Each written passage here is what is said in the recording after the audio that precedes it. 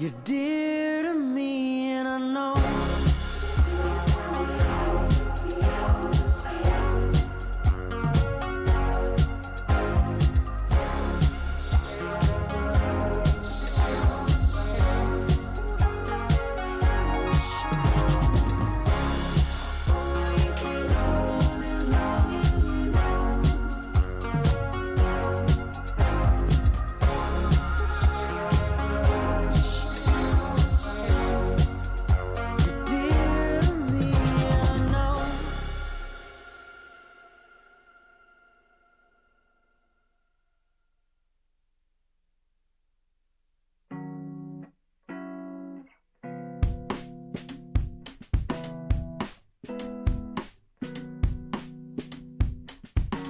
I'm going out, looking for new experience.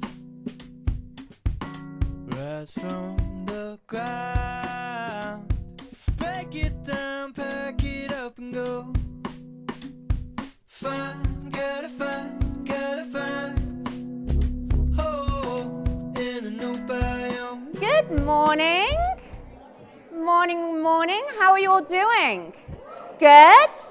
Thank you for getting up so bright and early on a Saturday morning. Really appreciate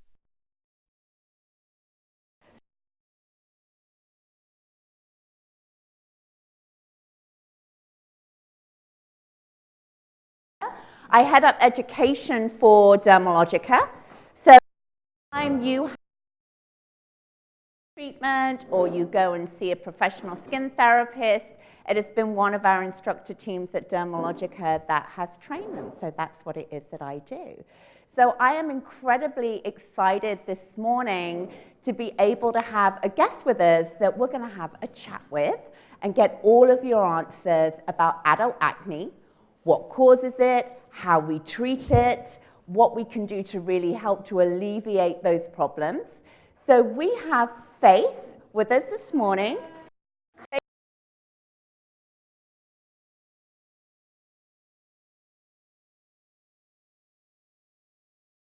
Just you do so.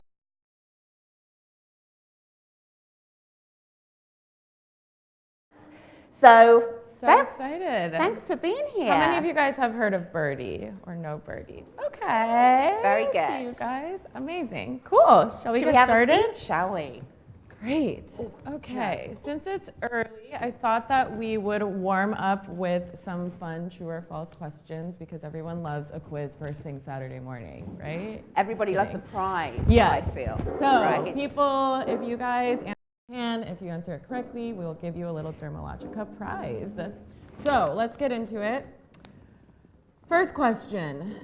Anyone can get breakouts regardless of age, gender, or ethnicity. A, true, B, false. True. That was an easy one. They get harder, I'm just kidding. So I think it's going to be whoever can get the hand up quickest. Yeah, so 2, which demographic is more prone to breakouts? A, adult men, B, adult women. You got it. You guys will go to an area and get your prizes, right, afterwards. Kenner is there handing we them out go. right here. We have our Vanna White in the building. Okay. Breakouts among adults are more common today than they were in the past. You. True. You guys are killing it. All right. Traditional acne products geared towards teenagers can exacerbate signs of skin aging in adults. True or false? Oh, there were so many hands. I think right here. Okay, you saw her first. True, very true. So we're gonna get into all of this in the next hour or so, but just wanted to make sure you guys are awake and give you an arm workout.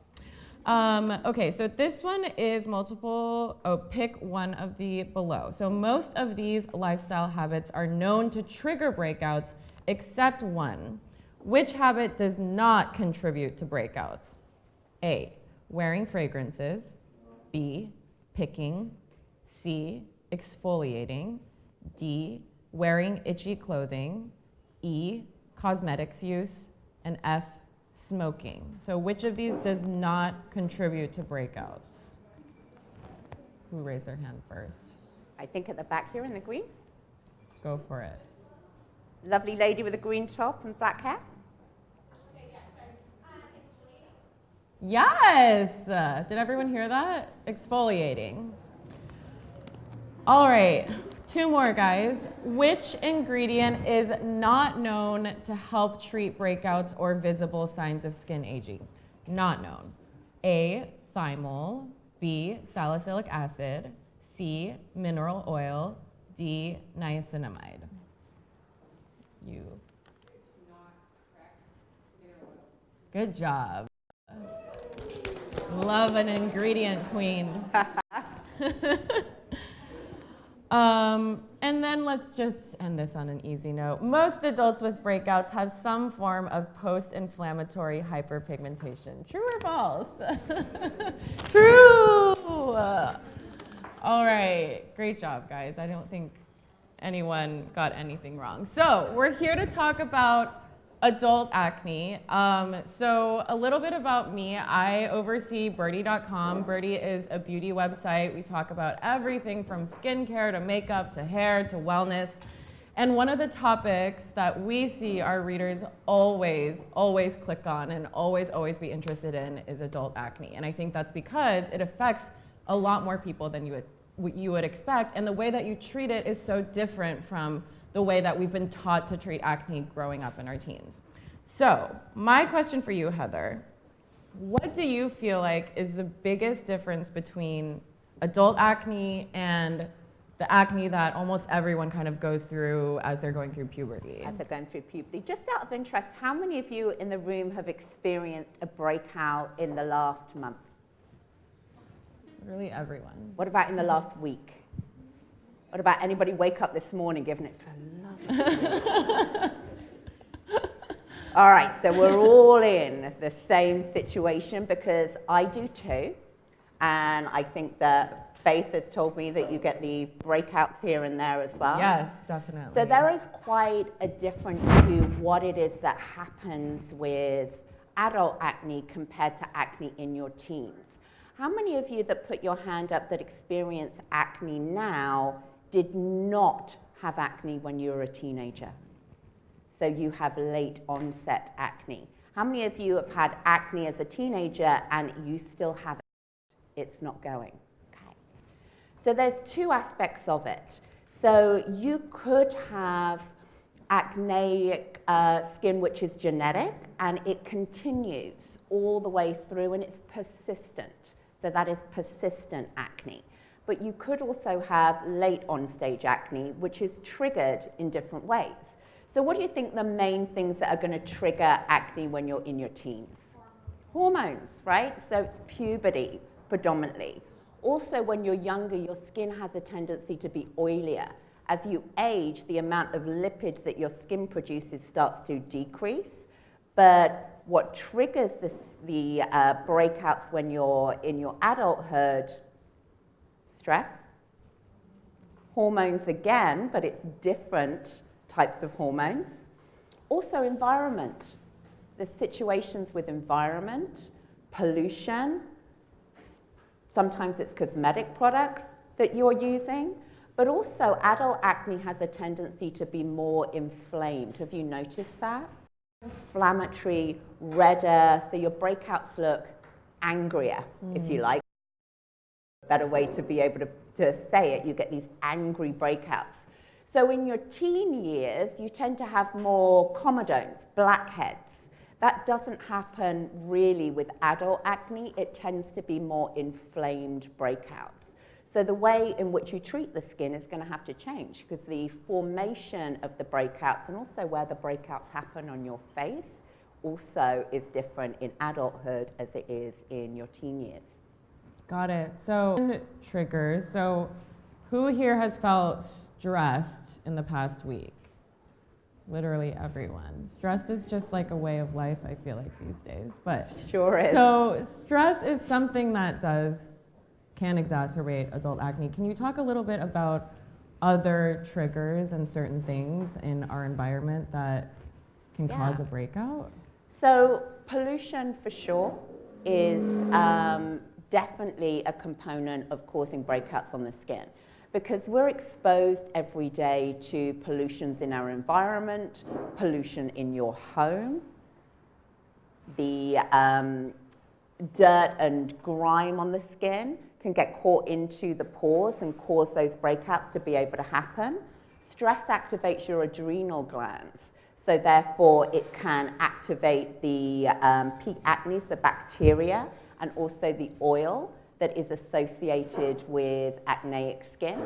The other thing is also as we age, the rate in which we shed skin cells starts to slow down, so they can accumulate within the hair follicle and cause that congestion.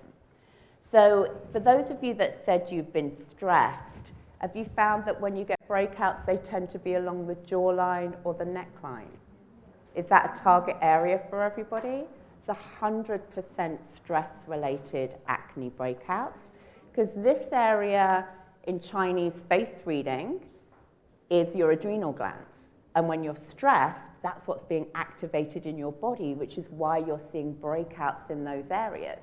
Whereas in your teen years, the breakouts tend to be more in that oily T-zone. Yeah. So different areas of the face is where you're getting those different types of breakouts. I think that's so interesting. We have talked about, we call it face mapping on Birdie, where you kind of identify where your breakout is, and then you can basically find out what the cause is and then hopefully be able to treat it. So if it was around here, you would think, okay, maybe I should like go to the spa and chill out for a few days and try and relax. And can you talk a little bit about other parts of the face and how they're connected to certain triggers? Is anybody experiencing breakouts across the forehead? Persistently across this forehead area.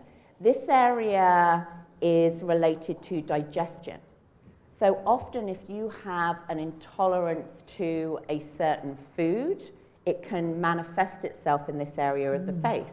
Specifically gluten or lactose can be across the forehead. Now that's not always going to be the case. It could be a shampoo you're using, maybe you've got bangs and you're using some kind of oil that's making you break out, but that could be what's happening with that there. The other thing that is across the cheek area as well, often you'll find that if somebody is a smoker, or if you have very bad allergies and you really suffer with allergies in the spring and the summer months, that the cheek areas represent the lungs, so often you'll find that breakouts can occur in that area.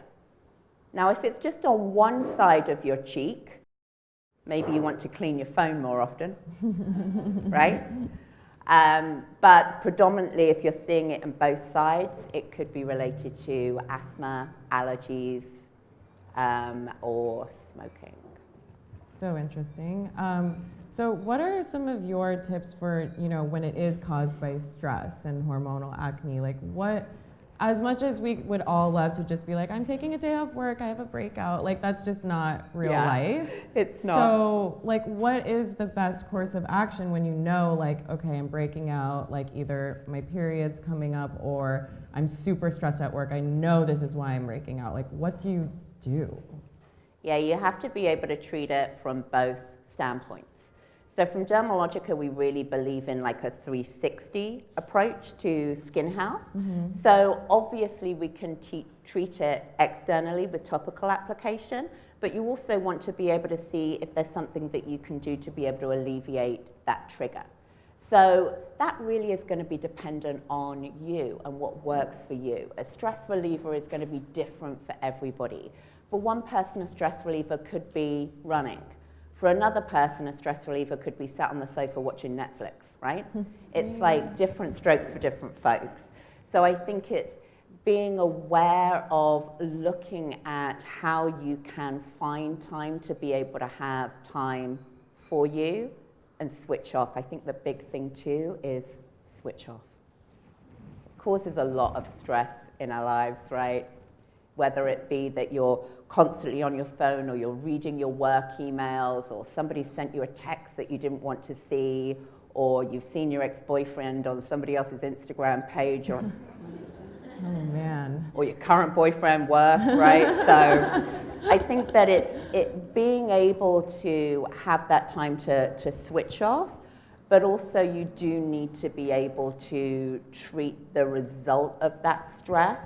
So the end product of that stress, which is going to be that inflammatory breakout with topical application as well. So you're hitting it from both sides. I think that stress is a really interesting conversation, and specifically in this day and age that it's very difficult to be able to control stress. It's very difficult to be able to find balance in life. I'm a firm believer in resilience, right? Sometimes you've just got to work your way through it and deal with the consequences that, the reality of life is like that sometimes. But just finding different ways, even if it's kind of taking breathers, maybe there's an early yoga class you can take, maybe there's something that works for you that you find helps to calm. We'll get more into solutions later down the line and talk a little bit about some of the exciting products that you guys have in front of you. But another question for you, what do you feel like are some of the biggest mistakes that people make, or kind of myths that kind of surround adult acne and treating it, and what do you see is very common? There's two that I think are the most common ones that I see. The first one being treating adult acne the same way as you would treat teenage acne.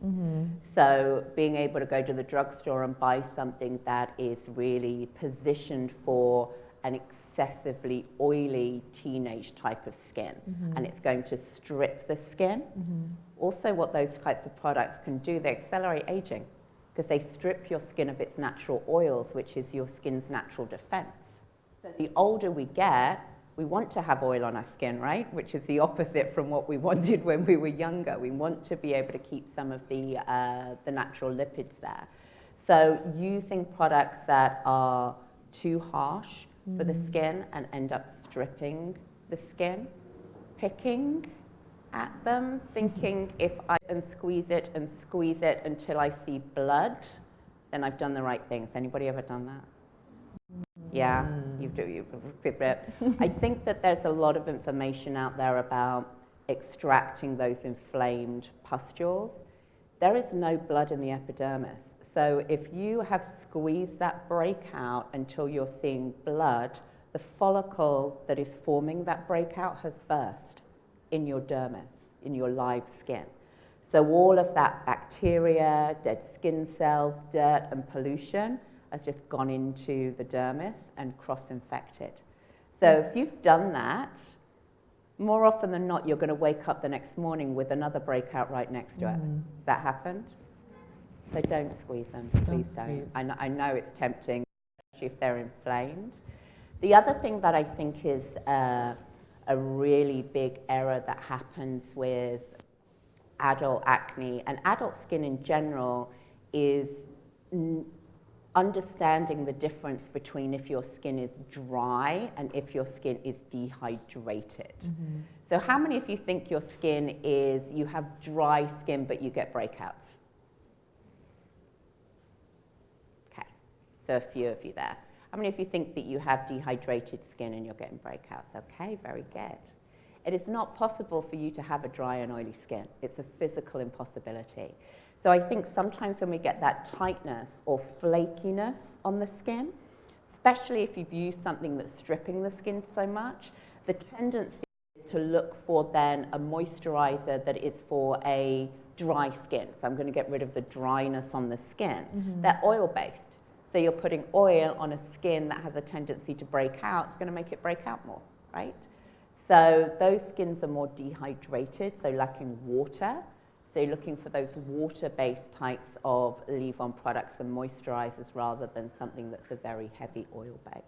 Interesting. So how do you feel like someone would be able to tell if their skin was more dry or if it was more dehydrated? If you have a dry skin is a genetic skin condition, right? So you would be dry everywhere. So you would not just have dry skin on your face, you have dry skin on your arms, you had dry skin on your leg, it would be everywhere. Whereas a dehydrated skin is caused by external and internal factors, so it can be in spots, just in areas of the skin. So if you still are getting oily shine, any type of congestion, comedons, blackheads on the skin, anything like that, your skin cannot be dry. It is dehydrated because there's still oil production. All right, another true or false question for you guys, just to see if you're still paying attention. True or false, your internal health has an effect on acne on your skin? Go for it. True. Let's talk about diet and how that plays a part into it, because I think more and more, especially, you know, the wellness movement is growing. People are so much more aware of what they're putting into their bodies and the effects that you can see on your skin, your hair, your nails, everything. So tell me a little bit about, like, are there certain foods that you should avoid that can trigger acne? Are there certain foods that are really good? Are there any kind of just overall tips that people should keep in mind? I mean, like, I feel like we all assume, like, oh, if I'm gonna eat like a bag of spicy Cheetos, like, it's probably not gonna do great things for my skin. It's gonna taste amazing, but you know. It's not gonna do great things for your insides, probably. But, you know, I'd love to get your thoughts on kind of these foods that can actually kind of help heal the skin from the inside out. Yeah, it's you know, it's interesting because anything that you take internally is going to, let's say that you're looking at more of a nutritious type of diet, or you are taking vitamins internally. Anything that you digest is going to go to your most vital organs first. So it will go to the heart, to the liver, to the brain. The last place it goes is your skin. So if you are taking internal supplements thinking that that's all I need to do for my skin, those internal supplements are going other places in the body before they're getting to the skin. They're helping to keep your body functioning internally properly. In terms of diet, it's with everything. The healthier your diet, the healthier you are. There are not foods that cause acne. High amounts of sugar in your diet can trigger acne breakouts, but they're not going to cause them in the first place. You have to have kind of the predisposition to them. But also sometimes you will find if you've kind of gone on a little bit of a binge, right? So we've all done it on a Friday night. You've gone out, you've drunk too much wine, you've eaten really rich foods, and maybe that's something that you're just not used to doing on a daily basis. That can trigger a breakout on your skin because your body's trying to digest it, your liver's trying to cleanse it. It's going to show somewhere, and that can be breakouts in your skin. So the healthier, obviously, you are, the better. Really, the types of results that you will get on the skin from ingesting too much of certain things tends to be more sensitivity and dehydration. Got it. Rather than triggering breakouts, specifically caffeine. You can hide your caffeine under the table if you have it, but you know, if you're drinking large amounts of coffee, that's going to hugely dehydrate the skin, which then is going to add to the fact that you're getting the flaking on the skin, but then you potentially are still getting the breakouts on the skin. So you're kind of double whammying what it is that's going on. What about dairy? I feel like that's always hotly debated. Dairy is an interesting one, and I think it really is dependent on you. Some people could eat a block of cheese, right, for breakfast, and I'm like, I'm good, what are you talking about? No problem. Where other people are kind of more intolerant to dairy and lactose particularly. So it does depend on makeup is. It also depends on how processed that dairy product is. Because you can get a lot of dairy products now that are lactose free, that they'll take out the ingredients that can trigger. But more than anything, lactose intolerant, it's make sure you're close to a restroom, right? That's kind of the result of somebody being lactose intolerant. But that also then is going to have an effect on your skin. If you've got an upset stomach or there's something that's upsetting your body internally, it's going to rid the body of moisture. So the skin starts to become very dehydrated and you start seeing those very fine lines and it feels tight on the skin. But if you do have a lactose intolerance, it can show on your skin across the forehead and between the eyebrows as breakouts, not as a cause of the breakout, but as a trigger of the breakout. Good to know. Yeah. Let's talk about some of the products that we have in front of us All on right. the table. All right. You guys want to kind of like play around with them as we Open them walk up, play through? around. We're going to talk a little bit about what you have in front of you and what they do. Because I think that the other thing that we've not spoken about really with adult acne is hyperpigmentation. So how many of you had an inflamed breakout, and at the end of that breakout, it's finally gone away, right? So you're kind of, you're doing the cabbage patch, you're feeling good about yourself, but you're left with a dark spot on the skin? All had that? It's very, very common with adult acne because that acne is more inflamed. The inflammatory response causes a release of melanin, which is one of your skin's natural defenses. So therefore, you're ending up with hyperpigmentation on the skin, which is also another reason why we need to treat adult acne differently to how we're treating teenage acne. So what we did with Dermalogica, with how we're looking at treating it, is taking into an account what is it that's happening with adult acne. So absolutely, we want to be able to kill the bacteria that's associated with that. We want to exfoliate within that area because that gets rid of all the dead and dry skin cells. But we also want to be able to treat the post-inflammatory hyperpigmentation. And we want to make sure that we're not stripping skin so that we're adding lots of hydration. Because I think the worst thing about adult acne is waking up in the morning and having a breakout inside your wrinkle. It's like, what's with that, right? It's like, come on, one thing at a time. So the way that we formulated the Age Bright Clearing Serum and the Age Bright Spot Fader that you have in front of you are going to encompass all of those triggers and all of those things that are happening within the skin, including treating the post-inflammatory hyperpigmentation and preventing that from being able to happen. So do you recommend using both of them simultaneously, switching off? What's the order there? It's a great question. So the Age Bright Clearing Serum, which is the liquid that you have in front of you, So this one, Instagrammable. yeah. So that one's going to be all over. And this one is really going to be more if you're experiencing persistent acneic breakouts, because you can use it day and evening underneath your moisturizer. You are still always applying a moisturizer over the top of this. And if you're going out during the day, make sure you have sunscreen or a moisturizer that contains a sunscreen. Lucky for you, you have a moisturizer that contains the sunscreen, Prisma Protect SPF 30 in your little bag. So your Age Bright Clearing Serum is going to go all over the face underneath your moisturizer. Clean skin, serum, moisturizer, okay, is the order of it. It's very interesting. I was watching, I'm sure all of you watch YouTube videos, right? And I'm a little obsessed right now with like YouTube beauty guru drama, right? It's great, I love it. Because you can watch it at a distance and don't have to be involved.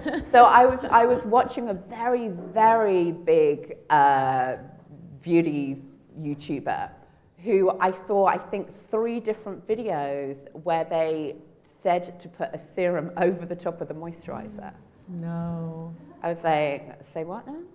What's going on with that? So the moisturizer seals and protects. Its job is to be the last component of your skincare routine. Your serum is your active. That is what is going to physically treat the condition of your skin. Your moisturizer is also obviously going to treat conditions, but its job is to seal and protect everything in. So your serum always goes underneath your moisturizer, despite what that person may tell you. I had a friend who just told me that he thought face serum. I know, I love and it. I was It's great. like, you're just wasting product. It's just good. It's just, more is not always better. And I think especially if you have a skin that has a tendency to be quite reactive. And, with adult acne too, it can be quite sensitive. Does any of you class your skin as being sensitive or sensitized? because of, especially if it's environmental pollution that's, triggering your breakout, can cause sensitivity as well. So the age bright clearing serum, all over the skin, it is more for persistent breakouts and acne. If you're one of those people that get a breakout out of nowhere on your jawline, or like me the other week, it was right on the end of my nose. Have you ever had that happen? Like you spend the whole day and everyone's just talking to your breakout. This is great. That is going to be your age bright spot fader, because it is a targeted treatment. So you can use both together. You would do your serum and then your age bright spot fader targeted over the top of it, or they can be used individually dependent on what it is that's happening with your skin. And the spot fader, does that also help with the post? It does, with the pigmentation, so you should keep post-inflammatory using it. hyperpigmentation, so you can continue to use it. So what happens with post-inflammatory hyperpigmentation on the skin, you're prone to get it when you have a breakout, is because melanin is your body's natural response system, right? That's why when you go out in the sun, your skin darkens, it tans, because your body's given it, oh, hells no, I need to be able to protect myself from these ultraviolet rays, and it produces melanin to help create that protection. So it's the same thing when you have inflammation in the skin. So how we have done this with Dermalogica is that we have targeted the three main components that cause the melanin to overproduce. So we've targeted the rate in which the melanin is broken down. We've targeted the enzyme that activates the melanin, and we've targeted how the melanin is distributed by the melanocyte cell. So we've targeted three aspects of it, and we call it our TT technology. It's typineol, which is from pine, thermal, which is from, typineol, which is from pine, thymal, which is from thyme, and then niacinamide, which is your B3 vitamin. Niacinamide also activates your skin's natural antimicrobial response. So you have a peptide on your skin, it's called AMP. And so your skin is very, very clever. It has its own defense system, right? So you have a peptide that's a natural antimicrobial on the skin, but the niacinamide will activate your skin's natural antimicrobial in addition to treating the hyperpigmentation as well. So it's threefold. Amazing. Speaking of the skin microbiome, the antibacterial element, you and I were talking a little bit beforehand about that, and how something really special about the products is that they'll actually, it's like taking a probiotic. It's like the good bacteria stays there because your skin needs it to flourish, but then it kills the bad bacteria that is the cause of all the acne. So can you talk a little bit more about like what exactly the microbiome is, and like how that kind of should be taken into account when you are trying to treat it? I think that everybody's pretty familiar with microbiome in their gut, right? So internal, taking probiotics, drinking your kombucha, right? Balancing out the fact that your body has good bacteria, but it also has bad bacteria. The unfortunate thing about most antimicrobials and antibacterials is that they cannot tell the difference. They just will destroy all bacteria. So therefore, they're killing the healthy bacteria in your gut if you're doing something internally, but it's exactly the same on your skin. So if you are using a very harsh, very strong antibacterial product on your skin, it's stripping your skin of all of the bacteria, including the good bacteria that keeps the healthy balance of your skin. So what you want to be able to do is keep the good bacteria on your skin. The good bacteria on your skin is called S. epidermidis, and you want to kill the bad bacteria that is causing the acne breakouts, which is called Propionibacterium acnes, P. acnes. So we want to kill the P. acnes. I really wanted to kill that P. acnes. You want to kill that P. acnes. So you want to kill the P. acnes, but we want to be able to balance the S. epidermidis, which is the good bacteria on the skin. With our Age Bright Clearing Serum and the Age Bright Spot Fader, with the technology we have in that Age Bright complex, with the TT technology, it will kill the P. acnes. It will not unbalance your body's natural microbiome. So it is able to identify the bacteria, kills the bad bacteria, it stabilizes the good bacteria. So you're not going to get the adverse effects from stripping the skin of all of the bacteria and stripping your skin from its natural defenses. And what are some of those effects, like if you are accidentally stripping your skin? Like sensitivity really is the big one, like activating the sensitivity, but you're also opening your skin up to more bacteria. By stripping your skin of its healthy bacteria, which helps to fight the bad bacteria, you're opening your skin up to be able to becoming more sensitized or more prone to being reactive. Good to know. Let's talk about DIY treatments. Who here has ever tried to like DIY a skincare treatment at home? And who found it successful? Okay. All right. I want to talk afterwards and hear your thoughts. What are your thoughts? I mean, like, I feel like growing up, everyone was like, you can put toothpaste on a breakout and, I don't know, ice your face. So what are your thoughts? Like, are there any that actually work? Are there any that we should definitely avoid because they'll just make your skin freak out? Yeah, you know what? The icing, it's not a bad thing to do because it will take down the inflammation, right? So if you have something that's very, very swollen and it's really painful, especially if anybody gets cystic acne where it's really under the surface, never comes to a head, and it hurts, right? So it feels like it's this big, but it's really not, you know, it's like this. So icing that is not going to get rid of it, but is it going to help to take away the inflammation a little bit? Absolutely. So I'm not going to tell you not to do that.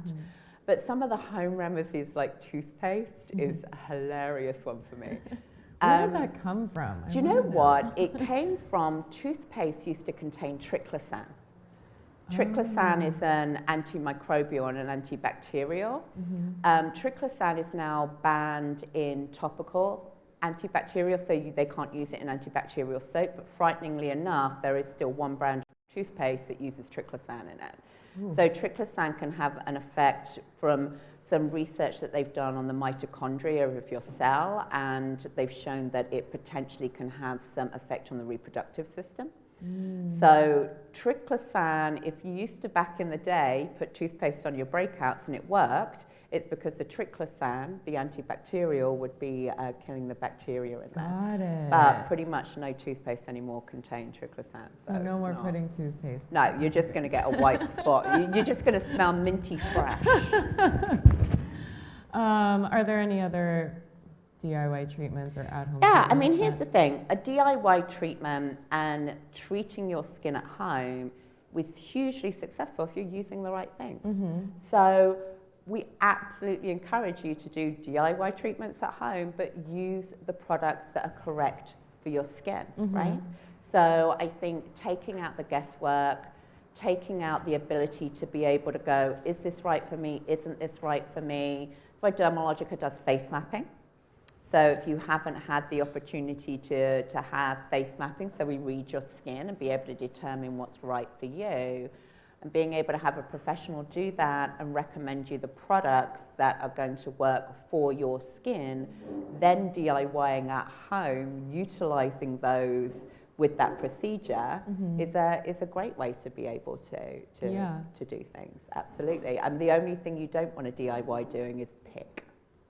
No, it's tempting, but it's like, don't do it. It's also going to increase the hyperpigmentation. You're also going to get scarring from it. So trying to avoid the picking aspect of the DIY is definitely the way to just sit on your hands. It's going to be fine. Band-aids. Mittens. Walk around with mittens. I feel like Dermalogica obviously makes such incredible products, but let's say like as a consumer, if you were to go out and, I feel like, oh, I think I need a cleanser that's supposed to, kind of help with my acne. Are there certain things that you can look for? Because I feel like there's so much marketing speak these days and everything says it fixes everything. And then you look at the ingredients and you're like, I don't know what any of this is saying. So Are there certain ingredients, first of all, that, you know, proven? I know salicylic acid is a big one that's Yeah. associated with acne, but are there other ones? Maybe you can talk more about niacinamide. And then also just like how to be like a savvy beauty consumer when it comes to buying products for your needs. I think that if you are looking at anything that is targeted at acne, you also need to know your skin, right? Because some acne products can be very harsh. Now that doesn't mean that they're not going to work for some skins, but if you have more of a sensitized skin condition or you have a tendency to get red, you need to think, does my entire skincare routine have to have the word acne on it? It doesn't, right? So I think the other thing that I would really recommend, and is one of the best things that honestly you can do for breakouts and especially adult acne because of, you know, the pollution factors and the environmental factors, is cleansing, double cleansing. But using cleansers that are gentler, not necessarily antibacterial cleansers.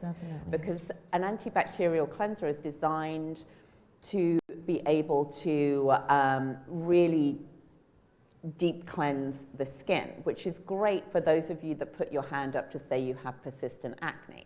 For those of you that say you get occasional breakout acne, then you just want to be able to use targeted treatments, right? The other thing, which is kind of a little counterintuitive, is to use an oil cleanser. So oil cleansers are fantastic for skin that is either excessively oily or is very congested or is experiencing breakouts or is targeted with a lot of pollution. Because the oil is not staying on your skin when you're using an oil-based cleanser. So with Dermalogica, we have a product that's called Pre-Cleanse, and it goes onto dry skin, dry like an oil. But then you add water to it and it emulsifies. So it turns into this cream. Anybody ever use the Pre-Cleanse? Yes? Fantastic Pre-Cleanse users. And it works that oil attracts oil. So it actually will draw out all of the pollution and the impurities from the skin, and it will help to eliminate all of those oil-based sunscreens, makeup, pollution, dirt and grime on the skin, but it will not leave oil on the skin because it's water-loving. It emulsifies when you add water to it, so it's not going to activate any additional breakouts. In fact, it's going to prevent it. So I think looking at how you double cleanse the skin is the way to go.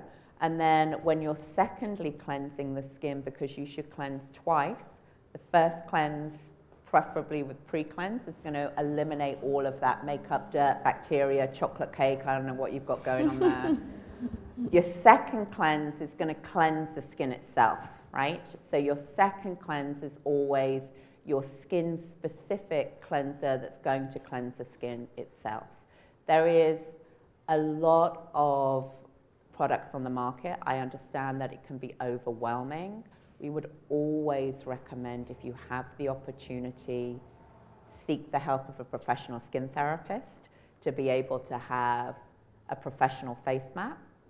We have 6 of them going to be here today to be able to do that for you, that will help you to be able to determine what's right for me, rather than going into, you know, we've all been in those stores giving it, it's like just this wall of product, and it kind of can be overwhelming.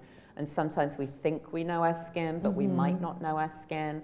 So that's definitely the advice that I would give you, rather than trying to become experts in every single ingredient, because ingredients in product can be great in one product but not so great in another product. It also depends what they're combined with. It also depends how you're using that product.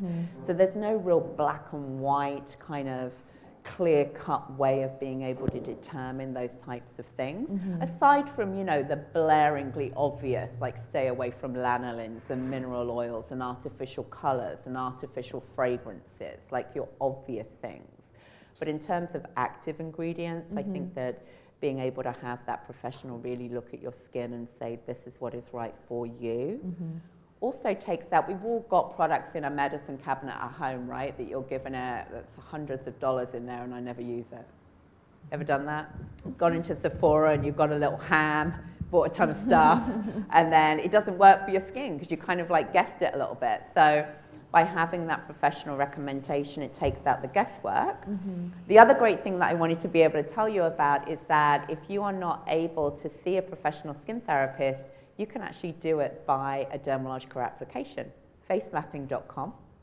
And when you go into facemapping.com, just in your browser on your phone, it takes your picture and it's able to determine what's happening with your skin and helps you to face map and determine what products are right for you.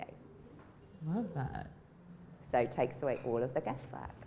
Cool. Technology. Technology, yeah. So I think that future. it's, yeah, that would be my suggestion. Also, you know, I think, shameless plug for Face, but follow blogs like Birdie, check into dermalogica.com because there is a mass amount of marketing out there which is just, you know, comical at some points, like, you know, apple stem cells and, well, I mean, that's not going to do.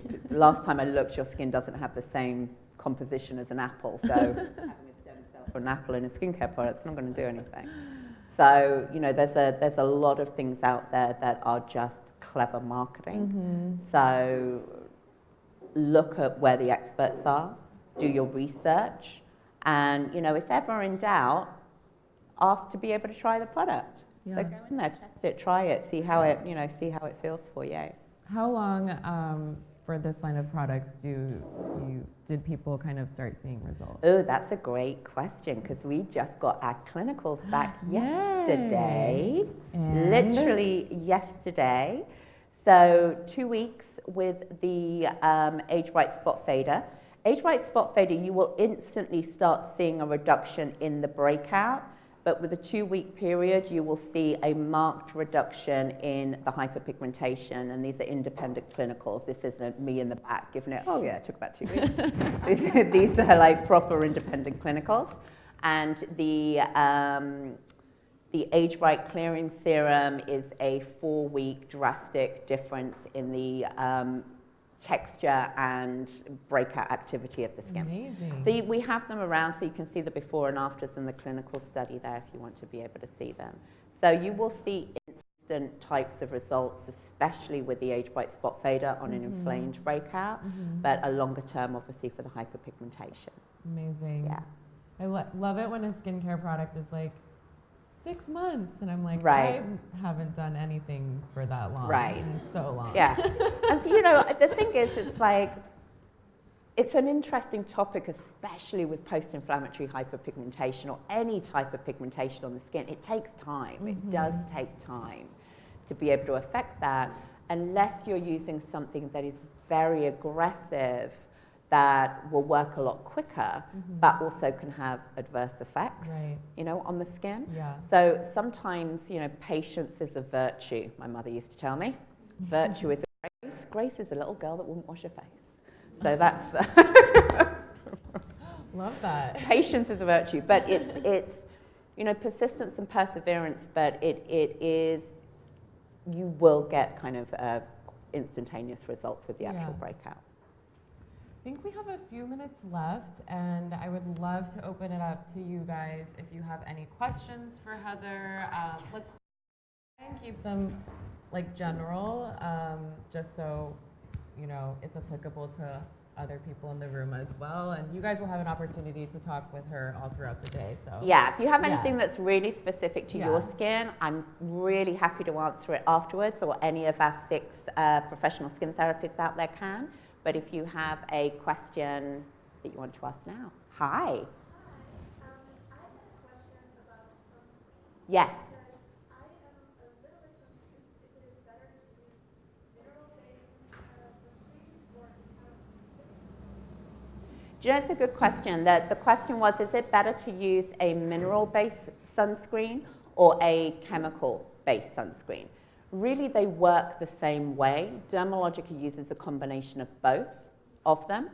The issue with a mineral-based sunscreen, unless you use nanotechnology, which we don't because it has adverse effects on the skin, you cannot get the mineral very fine.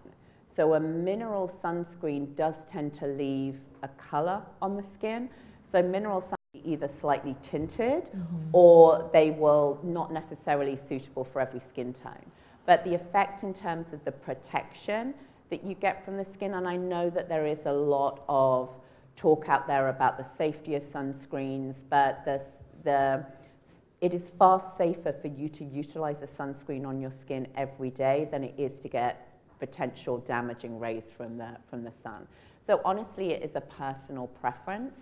If you have very sensitive skin, so if your skin gets very red or you often have an issue with utilizing different products on your skin, then you absolutely want to go with a mineral-based sunscreen. But in terms of their efficiency, they're on a par. You're welcome. Hi. I know you talked about like what causes acne on different parts of your face. Yes. I was curious, what about like back acne? Is there something that causes that? Do you know what? That's a really great question, back acne, because acne isn't just on the face, right? So you can get it on the back. It's very common, women on the chest area as well, to be able to get the acne. A lot of times it can be a multitude of different things. It isn't necessarily something that's internal related with the back acne, but often it can be sensitivities to laundry detergents, especially because there's so many fragrance laundry detergents right now, and especially fabric softeners. The fragrance fabric softeners can activate that type of acne. Sometimes the skin is just more prevalent in that area, and it will react to friction on the skin. So, you know, if somebody's wearing something that maybe they have to wear a waistcoat to work, or there's something that, you know, rubs on them, then it can be that also. But sometimes it's just that people have a tendency to be a little bit more prone to perspiring on that area that can cause the congestion in there. So if you find the best thing that you can do for acne on the back at home is to be able to use, for Dermalogica it's called clearing skin wash. It's a face wash, but there's no reason why you can't use that as your body wash, and it will help to alleviate that from that.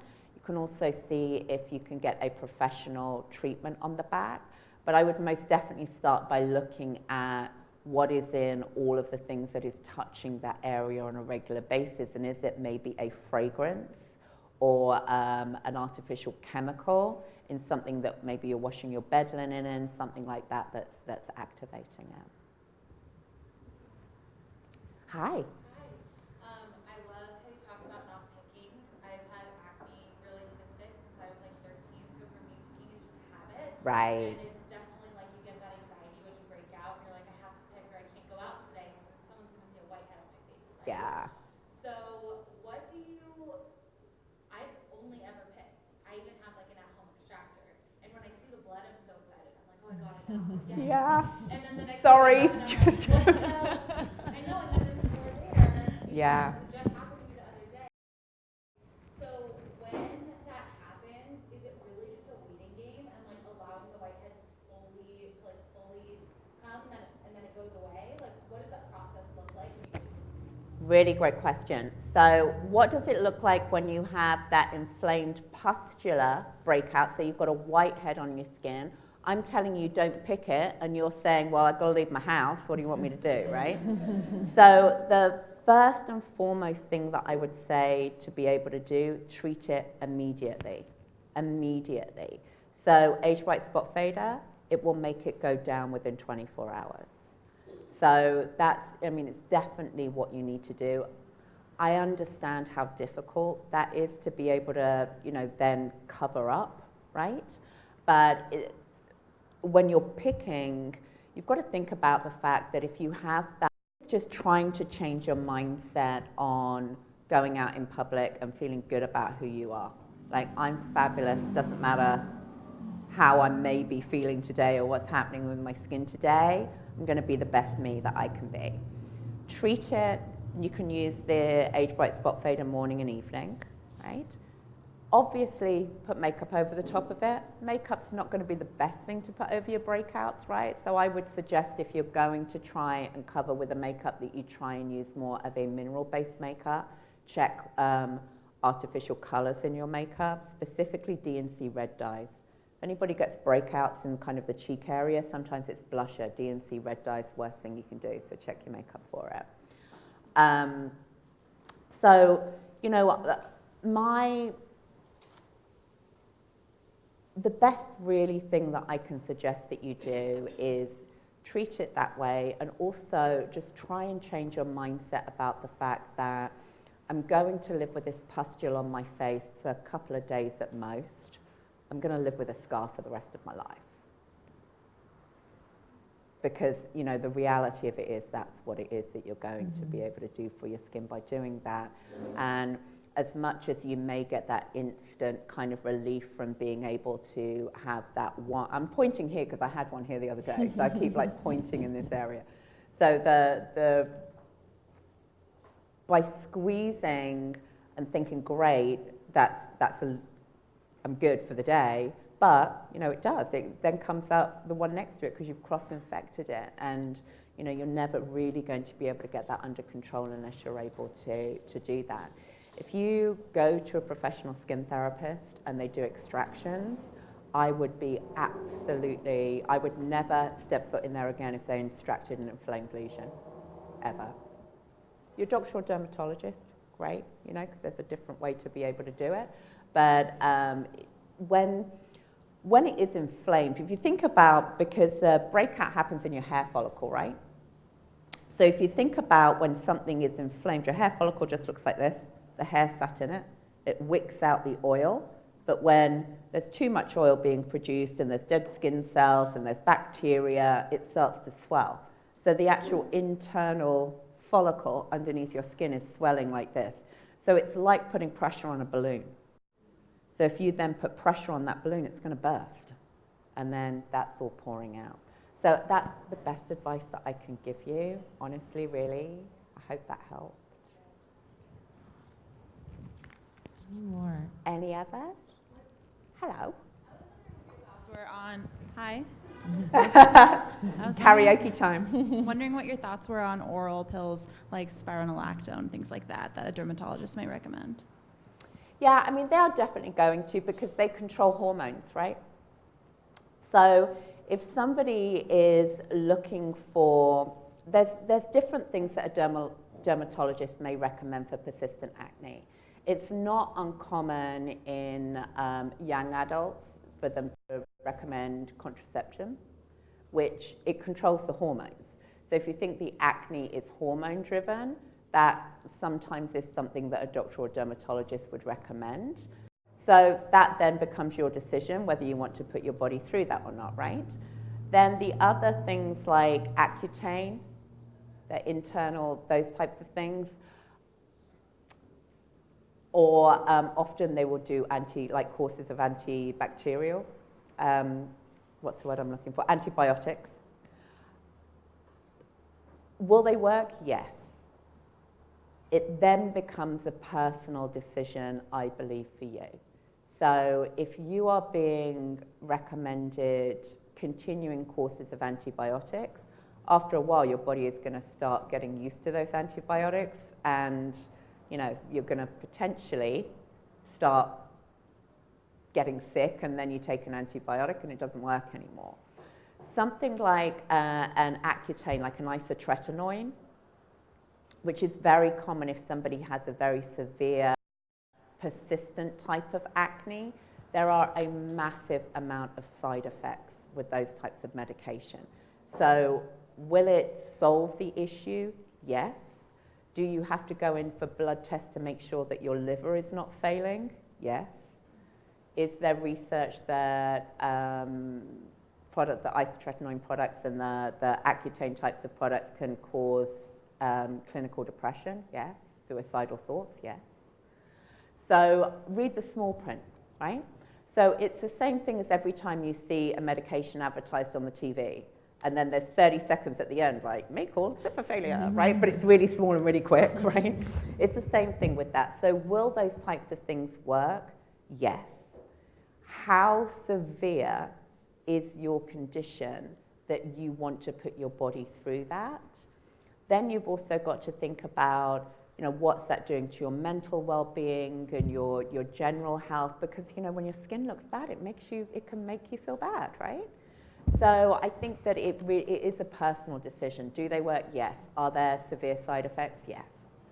So I think that it then becomes an individual decision to be able to have that conversation.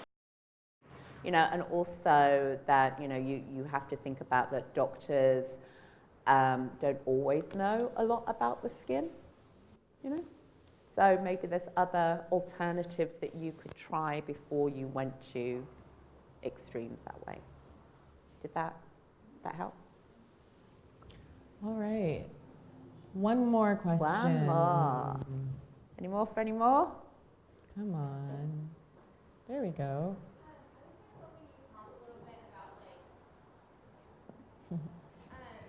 For instance, there's been a lot of talk about like what's in your skincare because that's going through your body, chemicals that like a lot of skincare products use, and like going all natural versus like, again, you talked about fragrance and dye.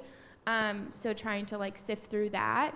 And then kind of like, this is just a side note, but I used a completely like natural face wash, and I feel like my skin is just like, it's too harsh for me because of the actual like natural, I don't know, I guess extracts and stuff. And so I've seen like my skin's dry and like things like that. So if you can kind of talk about that a little bit. Sure. So the natural skincare versus, are there chemicals in skincare versus what should and shouldn't you use? Dermalogica is not a natural skincare range. We never have been, we never will be. So Dermalogica uses the best of nature. So we do use natural and organic ingredients, and we combine it with the best of science.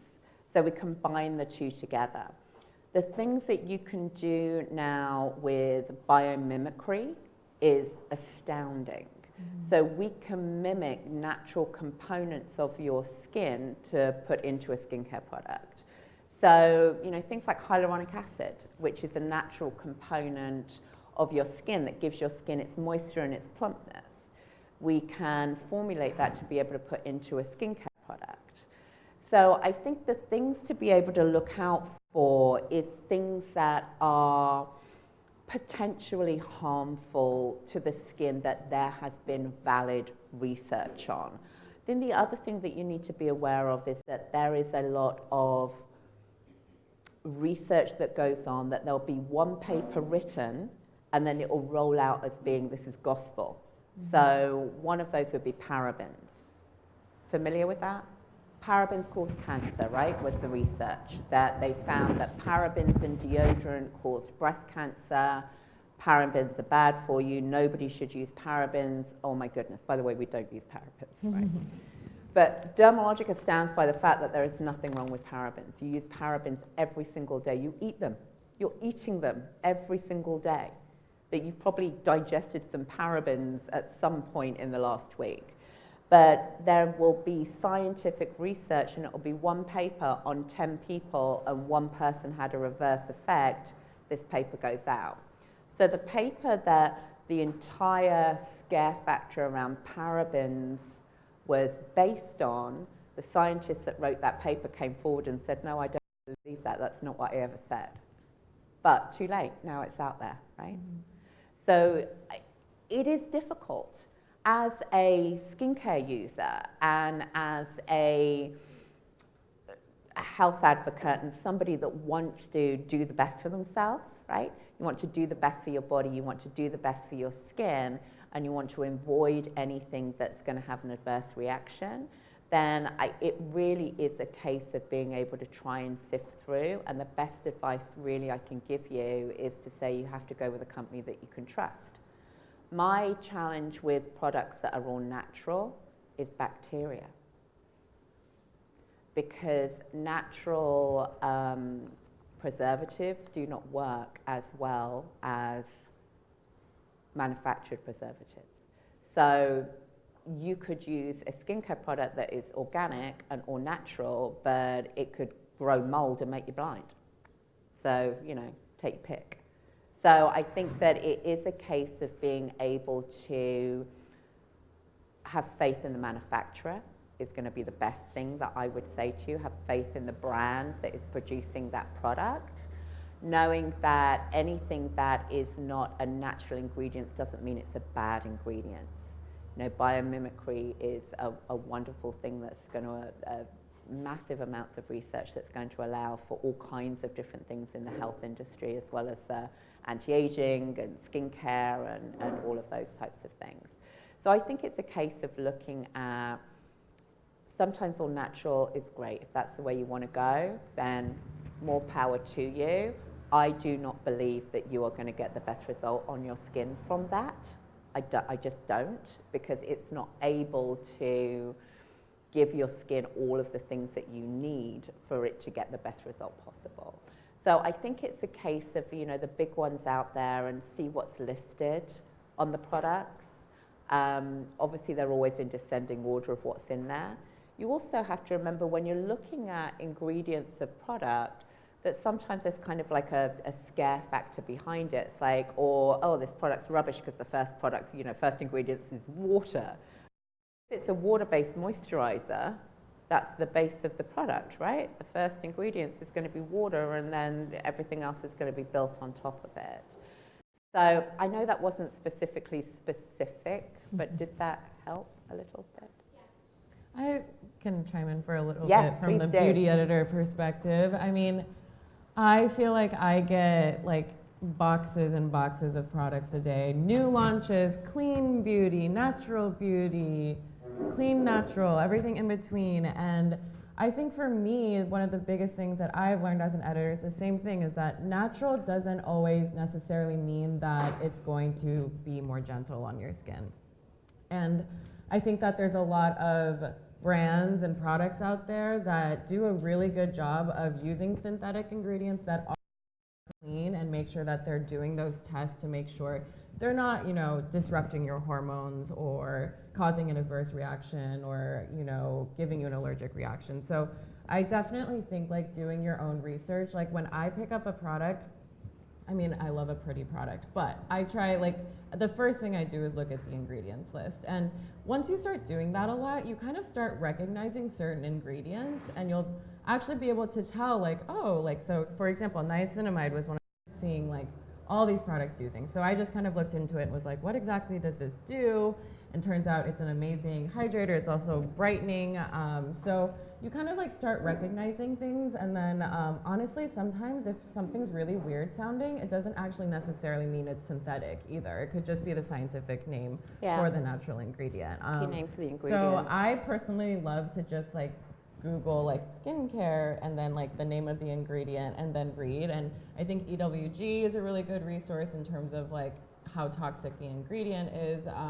But I just think, you know, for me as an editor, I'm constantly putting crazy things on my face, and luckily I don't have Live to sensitive tell the skin. tale. I know, I'm like, well, I don't know if I could do my job and if I had sensitive skin, but there have been things that have caused reactions, but for the most part, I think I've managed to avoid that by just looking at the ingredients and kind of just like cutting past the like whatever's on the box and whatever is there, and just like, you know, I feel like for Dermalogica, these products, like, you know exactly what the ingredients are doing and you have the clinicals to back it up, and to me that is more important, and I think ultimately better for my skin if a brand can say like, here are clinical trials and here's what we did to make sure like the ingredients are clean, versus like someone just being like, all the ingredients are 100% natural. Yeah. And I think, you know, it's also important to keep in mind that like natural and clean like aren't regulated terms, so like people can just say stuff like that. Yeah. And neither is organic, actually. or organic. Yeah.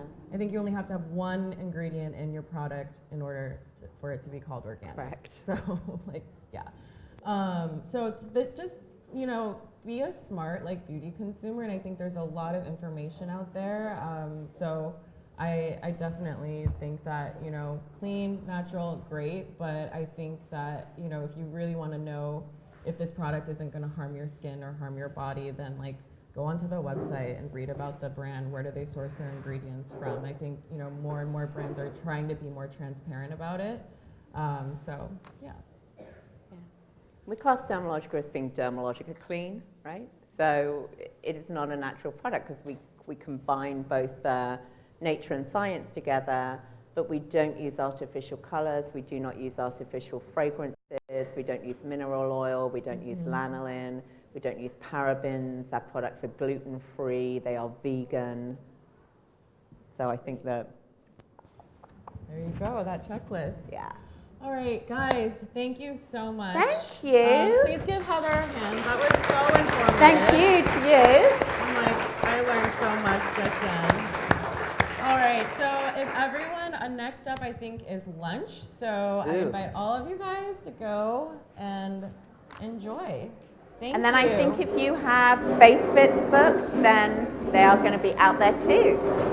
Thank you. Thank you. Yeah.